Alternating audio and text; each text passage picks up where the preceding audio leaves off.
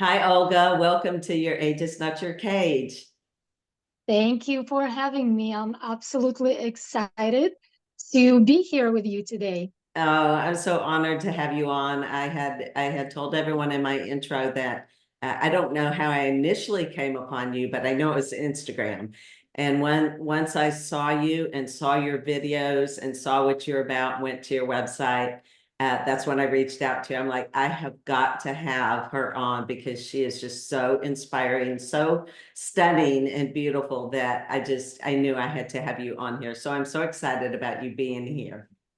Thank you. And I'm really thankful for the opportunity because, as you know, I mentioned this is actually my first podcast. And I think I'm very honored to be here, specifically doing my first one with you. Oh, I love that. I love that. Okay, well, let's talk about your background, your history. What led you to what you are doing now? So I'm just a regular mom. I had my two daughters when I was very young, actually. My first one I had at 20, my second one at 22. And throughout my 20s and 30s, it was just about the mom life, work, balancing work, family, mom, all of that, extracurricular activities and all of that for my daughters.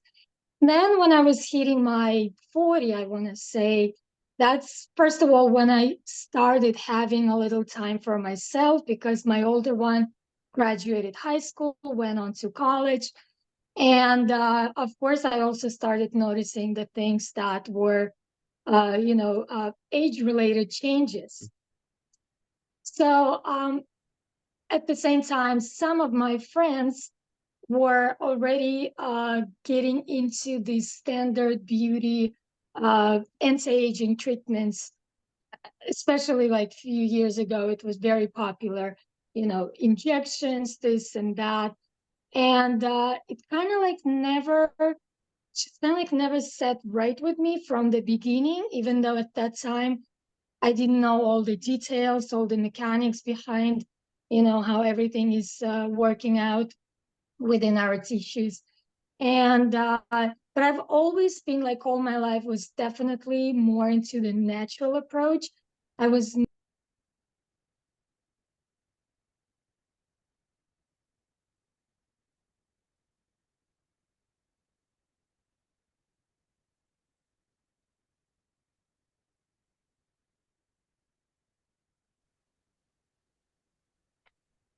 And so basically when I was throughout my life, I was naturally leaning more towards the natural approach. And all of the medications, even the simple ones for the headaches or for the fever, I was always putting them off until like a last resort.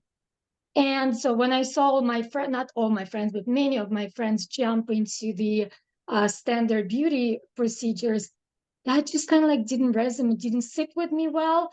And then there was also one incident with one of my very good friends. She ended up in the hospital the next day after she had her first round of Botox. And I started reading up. We didn't understand what it was. Nobody knew. The doctors obviously would not diagnose her with the Botox poisoning. But after I started reading about all of that as she was in the hospital, I realized that that's exactly what it was. She literally had like pretty much all of the symptoms listed on the black box, and still the doctors would not, say that that's what it was. Mm. So that was another like a very big scare moment for me. And so again, I started seeing the changes within myself and I wanted to do something about it. So I really got into searching what are the alternative options. And I came into discovering facial techniques, facial massage, and I was so intrigued, was so interested in that for myself first, that I started studying and I flew several times out of country. I went to Europe, I went to Russia to do the studying. And I attended several professional beauty school, facial massage school, osteopathic schools, and so on. It was both like online training, offline training, all of that for a few years. And practicing on myself first, on my daughters, on my friends first, all of that. And that's how it kind of became a thing. I realized as I was doing all of my studies, I realized that the procedures that are offered by the mainstream beauty industry are not the only option. Yeah. And as you start practicing, and you see the changes, the positive shifts and changes in yourself and in the people who are also getting the treatments or practicing these natural methods, it's amazing. And it's also what's very interesting to me is that the beauty industry treatments, they are only focusing on the face, and none of it is discussing the rest of the body when everything is connected. I don't see how it is rational to be treating just the face without addressing the rest of the body. We have anybody who knows a little bit about anatomy, and I know many people now with the social media, they get a little sneak peek into it because you see the videos pop up about the fascia health, about the muscles, about the lymphatic system, and this is all a huge part of the face beauty and the face aging. And if we're just going to be focusing entirely just on the face without looking into all of those systems as they're run throughout the entire body. And then the results are just not going to be as effective and not as long lasting. So that's what I think that very important. That's why I love the natural methods. It's because they really focus on the entire body. It's movement of the body. It's your diet, your oral health, your gut health, your fascia health, all of that. And when we combine taking care of all of those different systems, even if we do not touch the face at all, we will still see great results. I love And that then I love that you pointed all that out because it's a full body. it's a whole It, body. it all goes hand in hand. So I love so much that you pointed that out because we can just work on the face, but then what about the rest? Exactly. And then again, the face does not uh, exist on its own. Hmm. You know, it's just one big structure. We do want to work mostly on the face, of course, because that's what we see the changes in. Um, and that's of course that we want to address. Everybody wants to look good, and which is understandable. And I love that fact that everybody, not everybody, many people want to look as best as they can. But at the same time, for the best results and for the long lasting results, it's definitely highly recommended to look at the entire body. Right. And so let me ask you then in that, because I know that you talk about graceful facial aging. So you may have already explained it through everything you just talked about, but what more on that can you say about what does that graceful facial aging look like for those of us that it's becoming a concern? Although I am seeing, and all my listeners know, I always talk about my age that I'm 59. I'm seeing young women, starting to do everything 20s, 30s, before they even have the opportunity to see what kind of aging that is Yes, going to take place. right. So you are bringing a very valid point. And first of all, I want to say that what you told me 59, I'm Yes. absolutely shocked because you look absolutely beautiful and Thank amazing you. and nowhere near the main changes that we typically see when women once they get to the age of 59. You look absolutely amazing. So I think you're doing something right, or a lot of things right. And maybe at some point you can share also with us what you do. That would be amazing. So, but to go back to your question, yes, so I have two daughters. My older one is 27, the younger one is 25. My gosh. And I would absolutely be probably devastated if I saw them going and doing something at this age. And to me, this is where the beauty industry a little bit lacking of maybe education or providing the valid information to the customers, because I was seeing a lot of information in the past years pushing the younger crowd, like the 20-year-olds, into getting and starting the treatments in their 20s.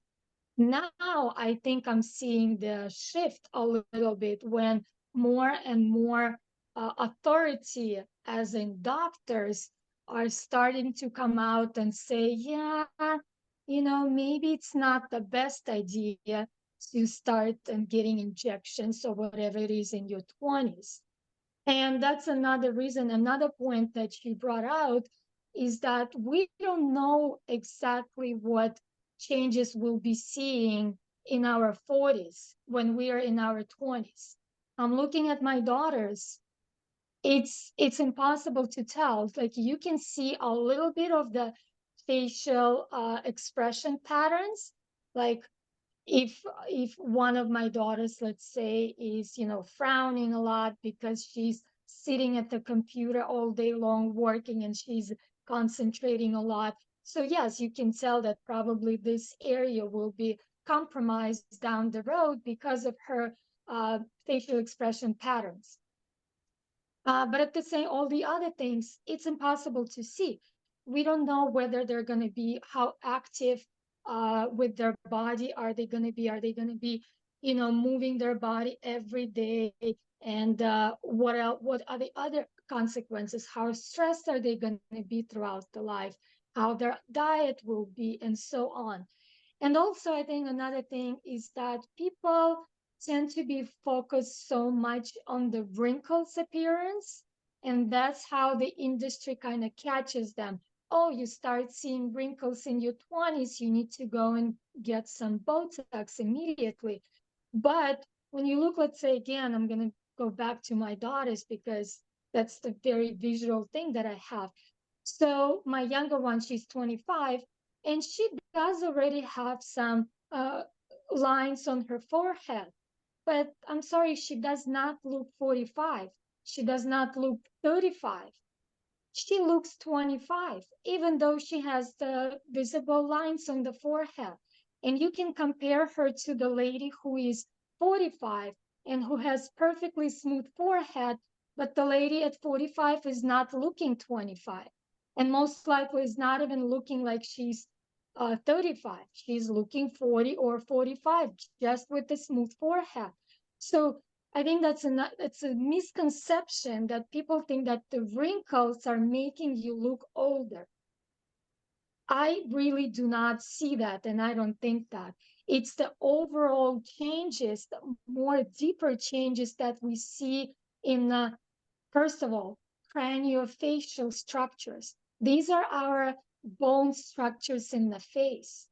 And very few people that are talking about these changes in 2024. And I don't know why, when we even have research back 10, 15 years ago that clearly shows how the facial bones change, and that changes the appearance of the face.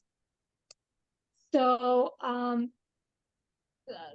this is, I think, we will be seeing more of this as the years progress. I think people will realize that you need if you really want to slow down some aging process, that you really want to look way deeper than the surface wrinkles. And going back to your question on what's the natural graceful aging is, I think for many people it would be many different things. For me, I think it would be graceful aging would be working for your daily habits that you implement for as long as possible. For some people, it would be throughout their entire life. Some people, it would be, let's say, the last whatever years when they started having a chance to look after themselves. After they have raised their children, they can finally get a good night's sleep. They can finally spend maybe half an hour every day doing some self-care practices. um, what they're doing. Are they looking after the entire body, their diet, their oral health, the gut health, the muscle health, the bone health? If they do, I think that will be giving them a much higher chance to be aging slower and more in an aesthetically pleasing way. And for some, that might be graceful term. Yes. Well, and I couldn't agree more. And as you were asking and talking about me, it has been something that is so important to me is my overall health. And I'm an avid gym girl. I do a lot of strength training. I do a lot of walking. I do a lot of things as far as that goes. And getting my gut health, keeping that in line. I'm very focused on nutrition, what goes in, Right. hydrating is huge in my world. And you and I were talking about kind of the daily routines and starting my day with that warm lemon water with a little bit of Celtic salt. Yes. And as you had your drink there too. So, again, it just confirms and affirms what you were talking about is we're not just talking about what you can do just for your face, but for your overall body. Absolutely. And Yeah. it shows in you clearly, very, very much shows in how you look, because you look radiant, you look healthy, you look like nowhere near your age. And that's obviously, or probably, like you're saying, all of those things that you were implementing for years. Yes. That's Yeah. how it is. Yeah. Our bodies, and it's amazing thing is that once we just give a little push to our bodies, just a little help. Our bodies are such an amazing structure, a complex structure, but amazing that it can actually start healing itself. It Hmm. just needs a little attention. It just needs a little help from us. Yes. And so, okay, because I do want to get into the things that you do. I know I want you to be able to show a few of the techniques and the things that I'd you love to. implement and that you show. But let's talk first about some of the misconceptions and things about a lot of the treatments out there about the way that they're used or whatever it is in that area that you want to discuss, because I know there's so much So controversy much. on this Yeah. topic and Yeah. so much disagreement everywhere. And I had a conversation with a friend just this last week, and we talking about different Botox fillers and different things about it, things that she has done. And Uh-huh. then I just said, because she was talking about forehead lines, and I have them. I'm very expressive with my forehead. And I said, but when did it become uh, natural to not be able to express ourselves, to have some sort of facial lines, to have that expression? I mean, I'm all about helping those not to increase and get really, I mean, as I age, things are going to happen, but I'm about doing whatever I can to help that preventatively, but naturally. But I want to still be able to move my forehead and have my expressions. And so maybe just talk a little bit about just that whole topic and any misconceptions in those areas, and just give your thoughts to the listeners on where you're at with all of that. Of course.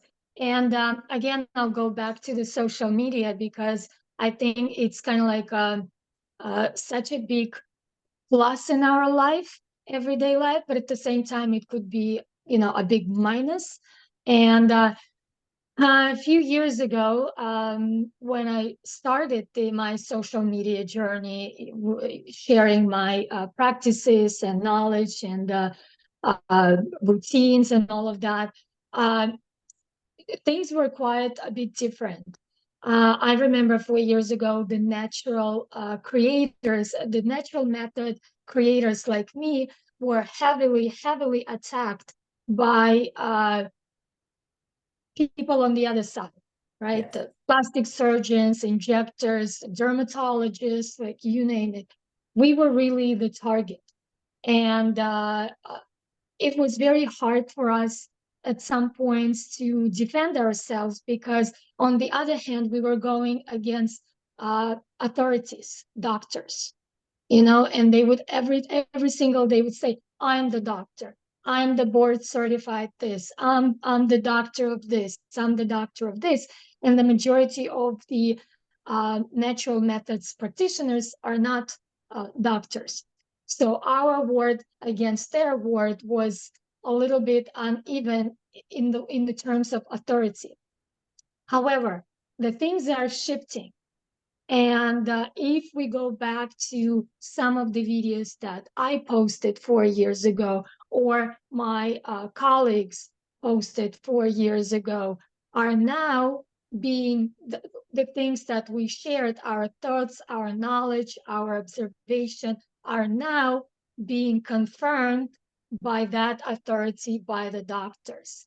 How bad, how negatively injections affect our body, how negatively some of the treatments affect our tissues, our body, our face aging, etc. Even things like, some of the skincare products. So I think that things are really shifting, and I am thankful for it because people now really get to have so much information available for them that anybody who really invests a little time before they commit to any of the procedures, they can find so much information and they can make a knowledgeable decision for themselves. A lot of doctors now, I listen to a lot of doctors because I want to know finally what are they coming out with. And some of the things that I will never experience, for example, there's recently I had a video that I shared, one doctor that I felt like, oh my God, bless your heart, because you were so brave as a doctor to share this information when all the other doctors would be like, hush, hush about this. He shared the information about what happens within our tissues that we do not see after a person gets a very popular um, biostimulating treatment, which is like a Sculptra. I'm sure your listeners Yeah. would know that name. It's everywhere, right? And some of the other ones that fall under that same category. So the doctor was sharing the video when he is operating. He's a plastic surgeon and he's operating a person who has never had those biostimulating treatments, and their tissues are very, very clean. They separate nicely and all of that. And then on the contrast, he's showing a person who had that treatment. And if you look at that video, the comments that I received under the video, people are obviously shocked because nobody tells them about this. They go to see a doctor or an injector or the practitioner who does these treatments, and they hear, this is amazing. This is going to build your collagen. Mm. And everybody knows the word collagen, right? everybody believes immediately, imagines like, oh my gosh, yes, I'm gonna have that youthful, bouncy, Mhm. glowing skin because I'm gonna get all of this new juicy collagen developed after this treatment.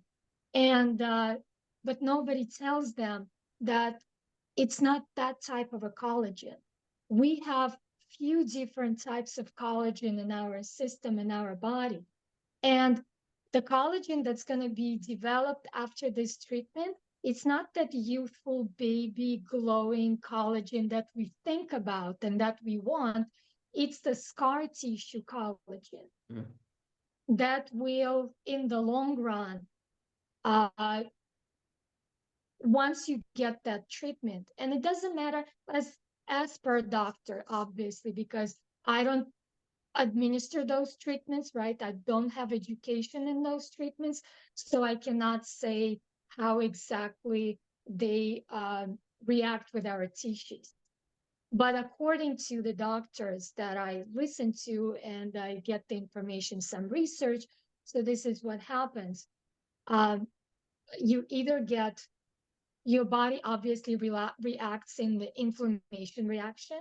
So now your tissues, your skin, instead of like the tissues within now have to deal with the inflammation reaction first. Then they would most likely create that scar tissue collagen. And from this point, your skin is now aging, not from the point of the healthy, uncompromised tissues, but from the point where it's already compromised, Yeah. where it's not already functioning as it was. Mm. It's already functioning as a compromised tissue. And as you know, as you are been obviously practicing all of these, and you obviously seem to know about some of them, what's happening within us, right? So if you have a broken knee, for example, right, and then you start going to the gym, you're most likely going to have less positive outcome, right? Versus if you were training with the fully functioning body without any compromised issues, right? Like a broken knee or a twisted or this or that or a surgery on the knee, etc. So same thing in our face. Once you compromise it with whatever it is, from this point, your skin and your tissues within and your face are going to be aging from that compromised point. Mm. That is such a powerful statement, and I wish everybody out there could hear that prior to doing anything, so they at least have that knowledge going in of what this is going to look like, because that's the part that just it saddens me for women.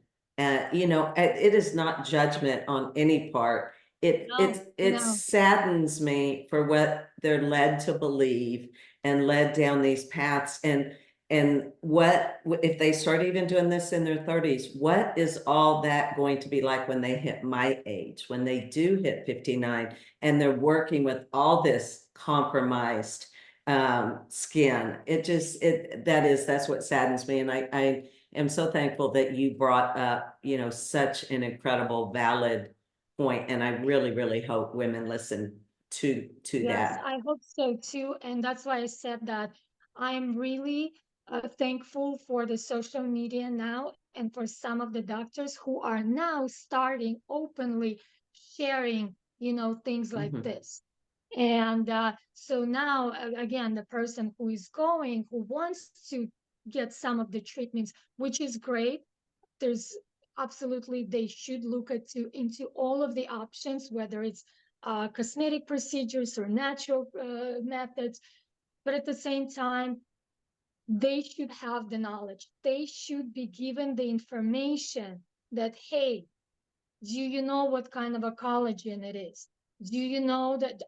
Are you aware that this might happen or that might happen? Are you okay with that? Mhm. Do you know that we cannot predict how your body will react to this? We don't know if your body gonna be inflamed for 2 days or 2 weeks or 2 months or longer.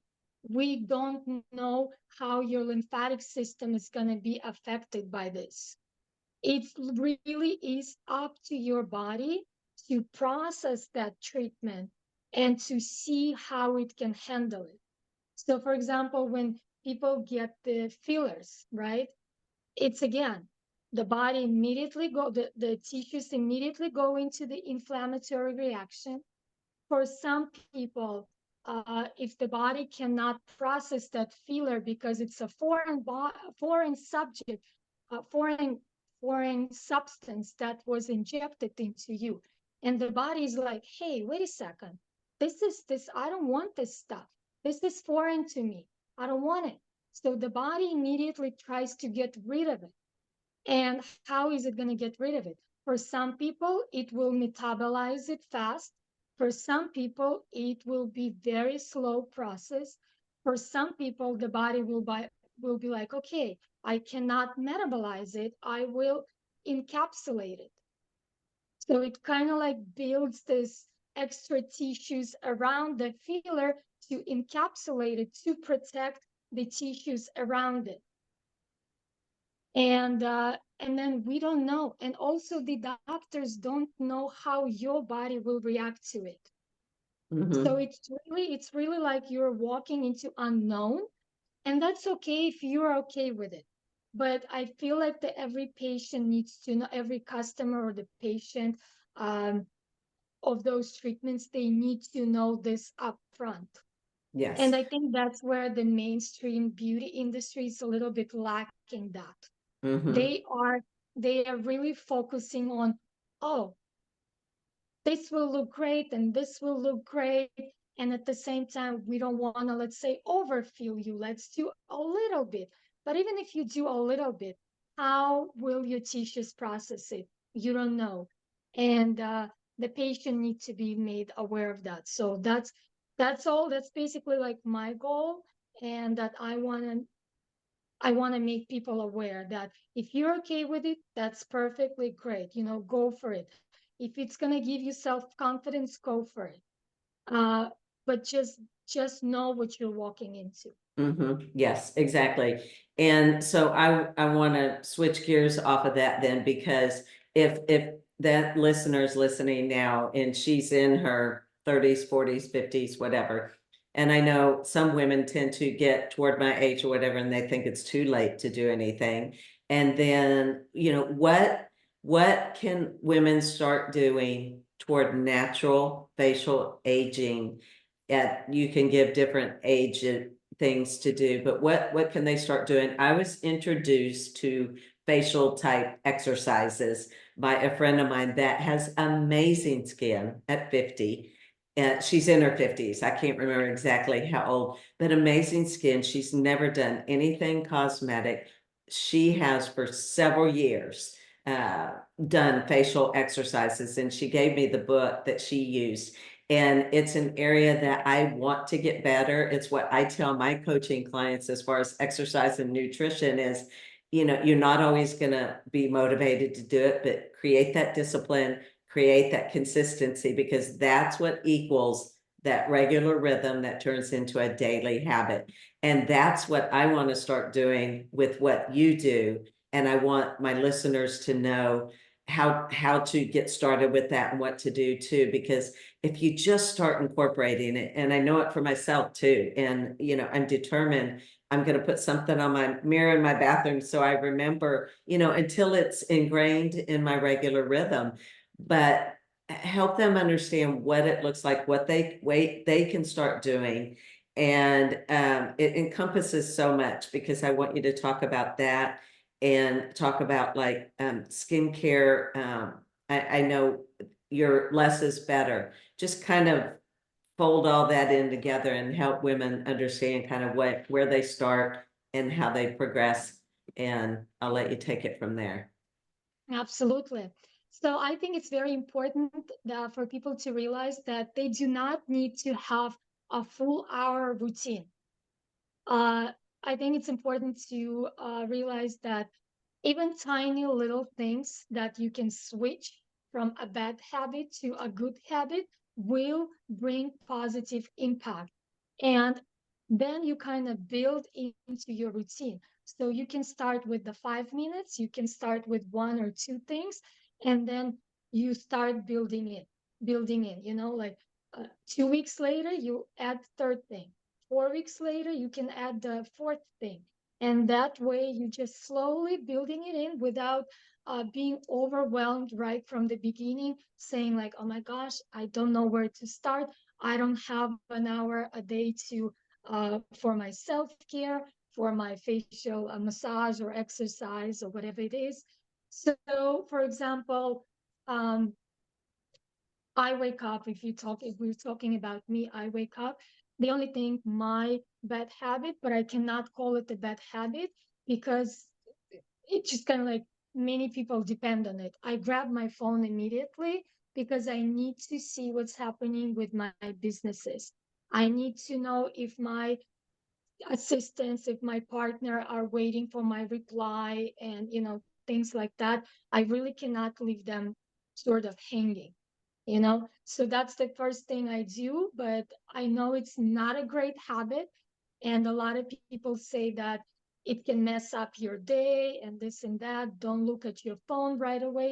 Yes, that's true. But, because I have businesses, unfortunately, that's one, or fortunately, it's one of the things that I do just so that the other people can, you know, who are waiting on my decision or whatever, I have to say that they can proceed and the customers too.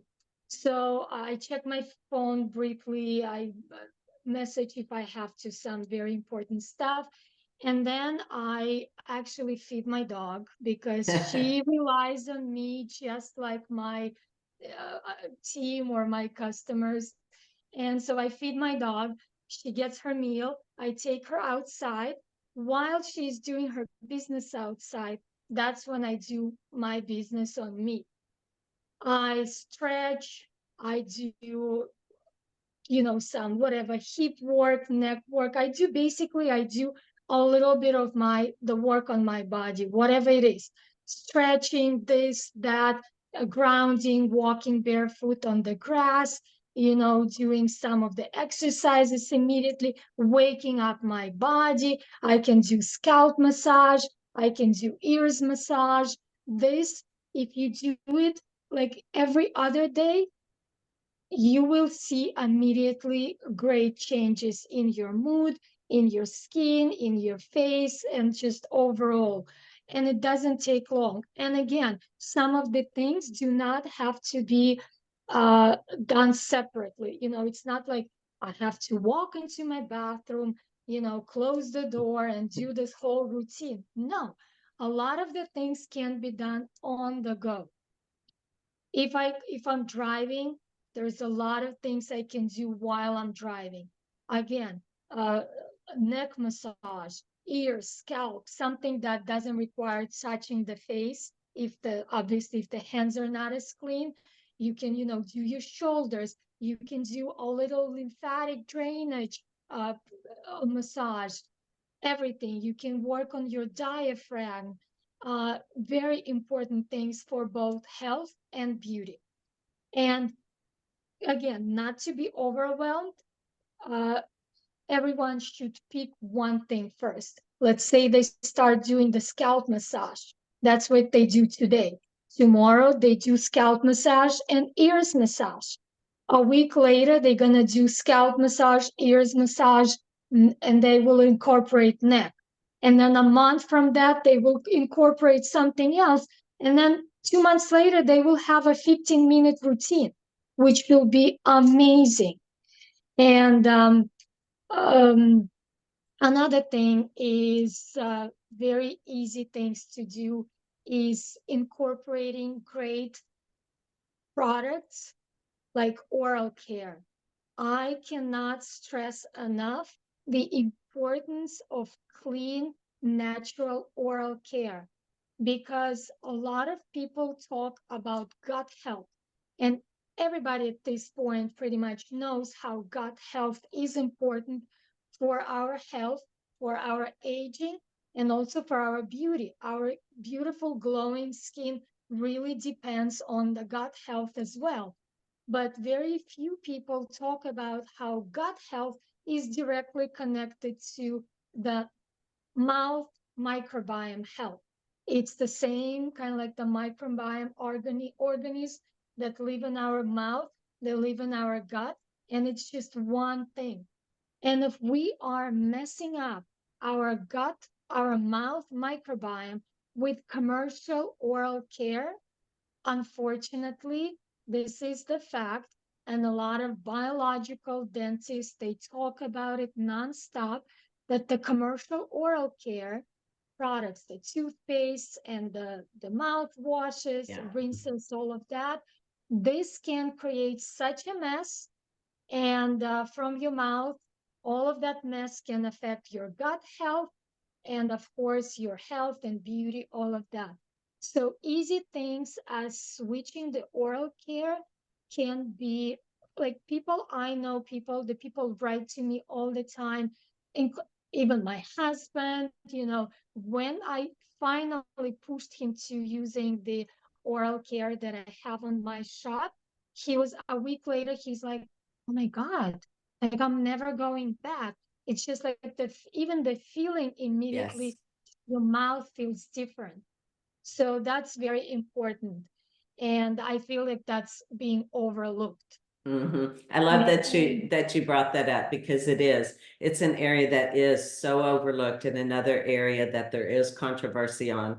I've been seeing a biological dentist for a few years now, switched all my oral care stuff that I use. And like you talked about, makes such a difference. And I will say, when I was using the commercial products, I felt like I always needed gum or a mint. My mouth always tasted horrible. Now I rarely have a piece of gum. I don't really have mints. It's made such a difference, and it makes sense how the oral health then affects. I mean, it goes hand in hand with everything else, like we've been talking about. And so I love that you absolutely. brought that up. And I have to back up a little bit to doing the exercises and things, finding times like when you're letting the dog out or you're driving your car, because my friend that does the facial exercise, and I call them facial exercises because that's what she did. But she always in her car, she said, I don't care what people think. I mean, she'll be over there doing all her things with her face that she does, because she's like, that is one of the best times for me to do it if I have to be in my car and I'm driving or sitting in traffic, stopped at lights. So Absolutely. that was another fabulous point. But I'm glad you brought up the oral health because it is something I wish I had known about years ago. But again, it's starting. That was another, you've made so many great points. It's just starting. And I think it's just like with exercise, fitness, nutrition, a lot of my clients deal with feeling overwhelmed. And it's like, start somewhere, start with something, and then build off of that. And I know with the face, that all the natural, the graceful facial aging is the same type thing. Just start somewhere and then stay consistent with it. Absolutely. Yes. So another thing I want to bring out that also very few people mention it yet, but the importance of like little, like, see, people also tend to think like we need to do something crazy. We need to be, munching our face all day long, or, this is what many people have a misconception about facial techniques, massage exercises, that they have to really be munching their face or doing something to get the results when it's really not the case. So, for example, our tongue plays such a major role in how our face will age down the road. It's been proven years and years ago. There's a lot of science data behind this. The tongue posture and what really the tongue does. The tongue is supposed to be sitting at all times except when we're speaking or eating, supporting our upper palate. So supporting our upper palate because this is our main bone of our face, and it's called the beauty bone because keeping this bone in place, and this is what the tongue helps to do by supporting it, will determine how your face will age. Mm, If your tongue is not, throughout your life, is not supporting the beauty bone, which holds our cheekbones and the whole middle of the face will be literally collapsing down and mm, inwards.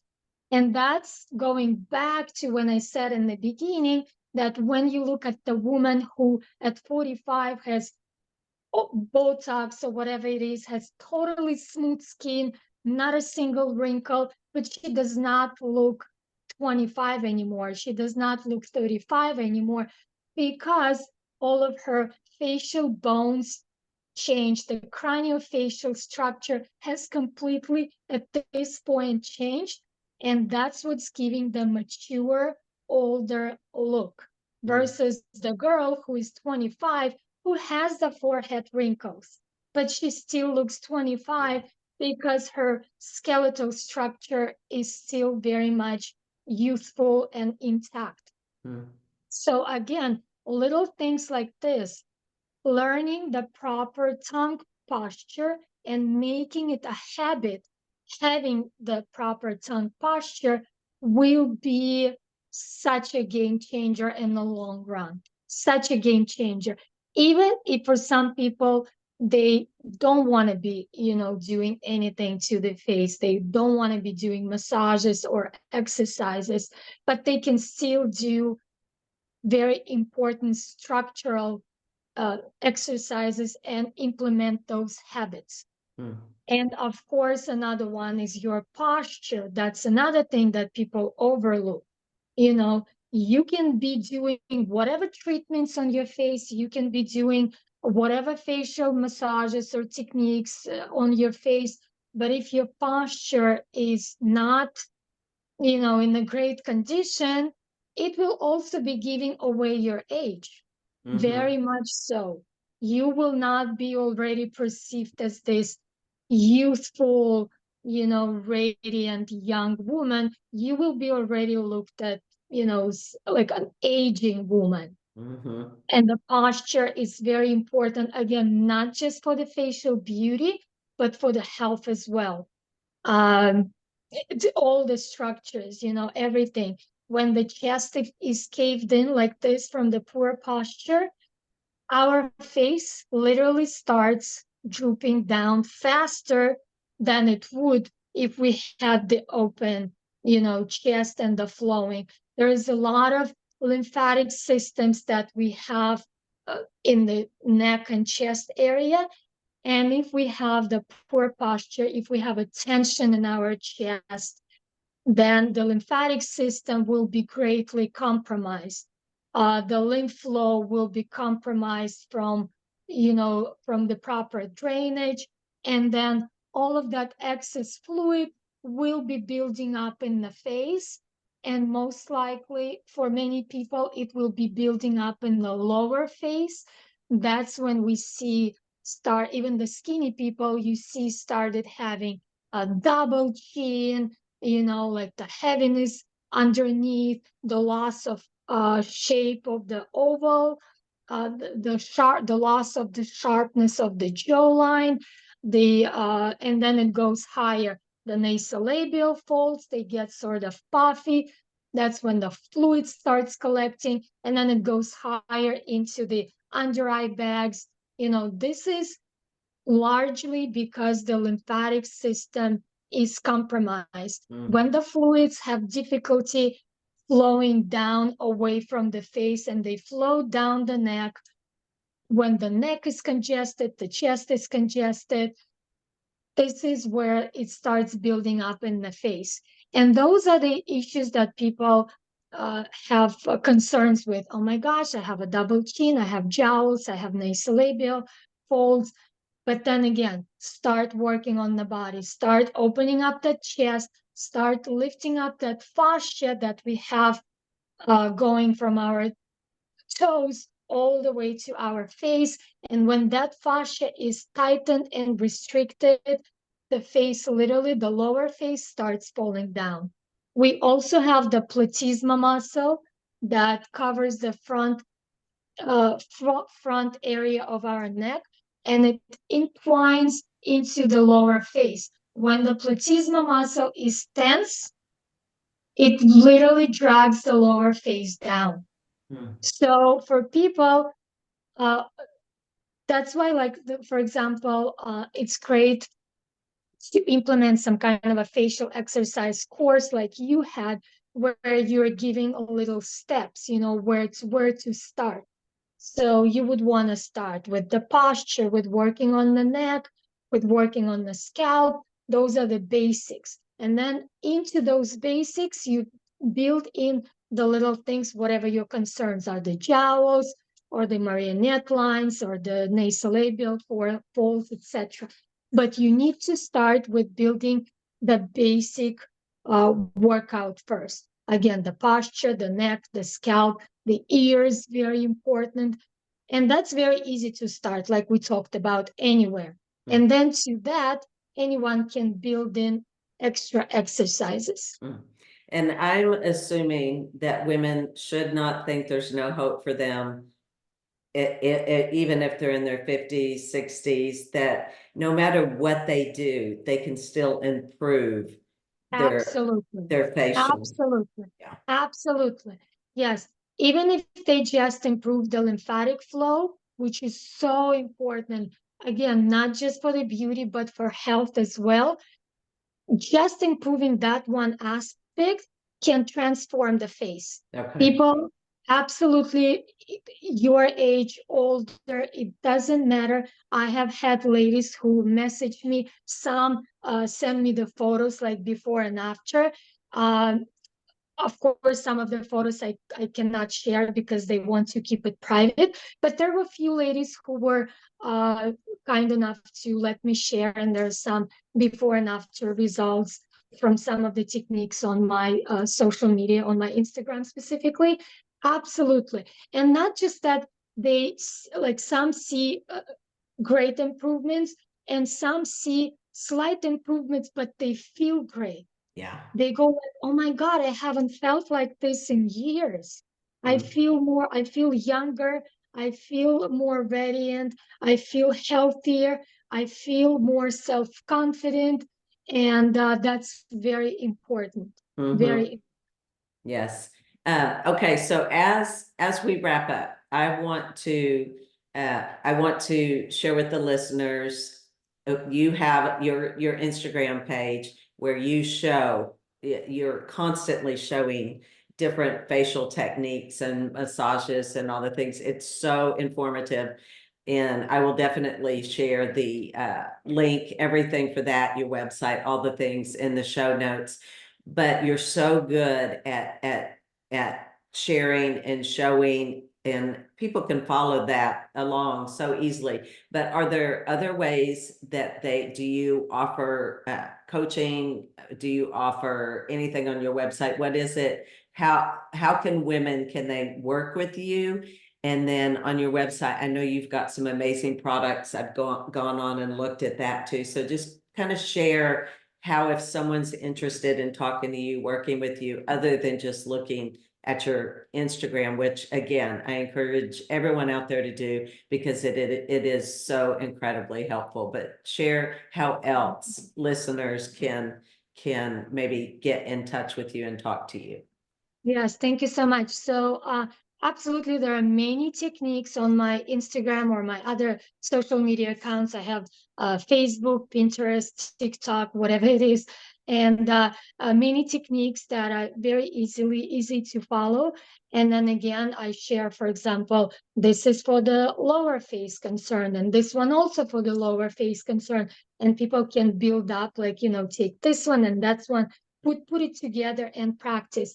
Also, I do not offer the private consultations at the moment. I paused, but I am working on doing the follow along classes that are going to be like a longer classes, like an hour long, and it's going to be sort of like upper face concerns, lower face concerns, mid face concerns, and then those will be available on my website very soon. And I I hope some of you listeners can take a look into that. And of course, the skincare products that I know we haven't touched on that, but the skincare products, again, I'm all about natural, nothing of a chemical, synthetic or lab produced skincare items, but really a lot of it, I have the traditional products and traditional ingredients that have been used literally for centuries. For example, I have and I've used it for many years. It's the Japanese rice bran cleanser and skin polisher that has absolutely changed so many people's skin. Mm. Also, the Japanese sake face mask, absolutely one ingredient been used in Japan for centuries, and the Japanese women have beautiful, Yes. glowing, youthful looking skin, firm skin, well into their 50s and 60s and some even 70s. So clean products, and again, this is the best for our skin. You cannot compare the synthetically produced vitamin C to a naturally occurring vitamin C in the ingredient that the skincare product has.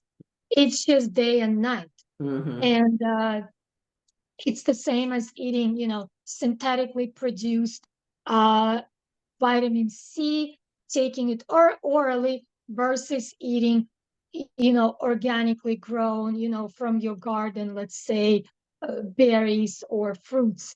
It's just not the same. Yeah. So I'm all about natural skincare, and I'm also all about less skincare because a lot of us are being kind of like looped into the hole where, oh, we need this, we need that, we need this product for the eyes, we need this product for that. I don't think so. I use one of the moisturizers that I use it on the eyes as well. Actually, all of the products that I use on the eyes as well. And every single one eye cream that I've tested for years does not compare. It's just like I don't see the point in it at all. And it's Hmm. just a marketing that they want us to buy more and more and more products when I don't think so. I don't think that's the case. Again, I've tested a lot of them. I have not found one designated eye cream that works better than all of the products that I just use on my face and including in the eye area. So we do not need more. We just need better quality. Yes. That's it. Yes. Well, and your face is a testimony of all the things that you do and your facial techniques that you use and the products that you're using.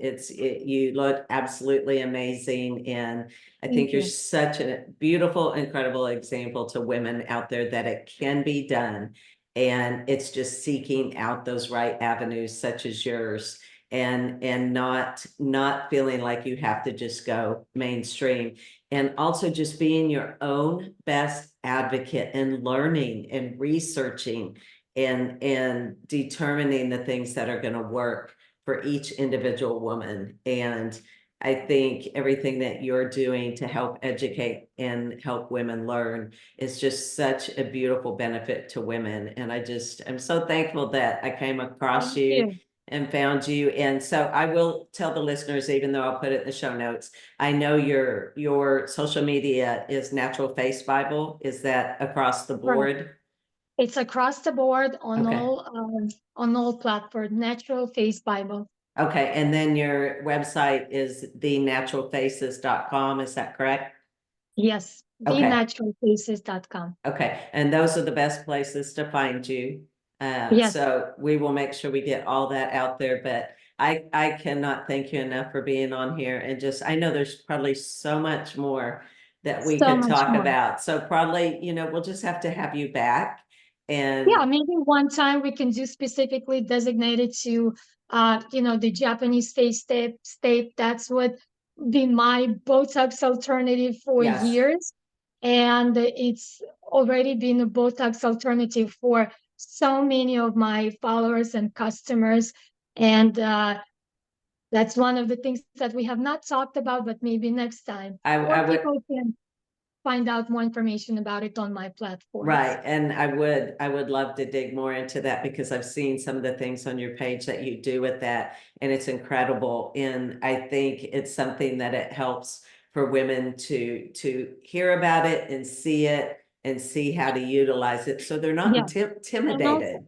and know for sure that there are alternatives to Botox, you know, very affordable, absolutely healthy, Yes, without any, you know, any health risks, and very easily done yourself. Uh, so yes. absolutely, yes, I Well, hope they find out about it. and I think if women were to really know ahead of time how much they're going to be investing into things like Botox and filler or plastic surgeries, whatever it is, if they would really think about it and add up what is going to cost them, even if they start in their 40s, what is that going to cost me over the span of, I mean, I think, a lot do it for years and years and years. What is my investment in that versus if I go look at, your website and look at what you have and what you have to offer as far as products and whatnot, I think the investment is going to be well more worth it. That is my personal opinion, but that is definitely what I believe. And it's not a commitment of this continual putting potentially toxic things into your body. Absolutely, absolutely. Yes, Yes, that potentially toxic, and that the ones that we cannot predict and we don't know how the body will react. exactly. And yeah, Yes. Okay. Well, again, we could go thank on and you. on, but Olga, I appreciate you so much. I'm just so incredibly honored that you came on, and we'll definitely have you back. And probably now everybody's going to want you on their podcast because you did amazing and you are amazing. So thank you so Thank you much. so much for having me. It's You're been a so pleasure. welcome. I'm You're so so happy to welcome. be here with you. You're Thank you. welcome. But I want to tell everyone that thank you for listening to Your Age is Not Your Cage with Carla Allen. And just remember, the podcast comes out every Wednesday. And don't forget to share this with your friends and family. Share this with other women that you know that would love to hear what we shared today, because I think it's so crucial and it's so important. So share, rate, review, do all the things, but just know I appreciate everyone listening, and we will see you next week. Love y'all. Bye-bye.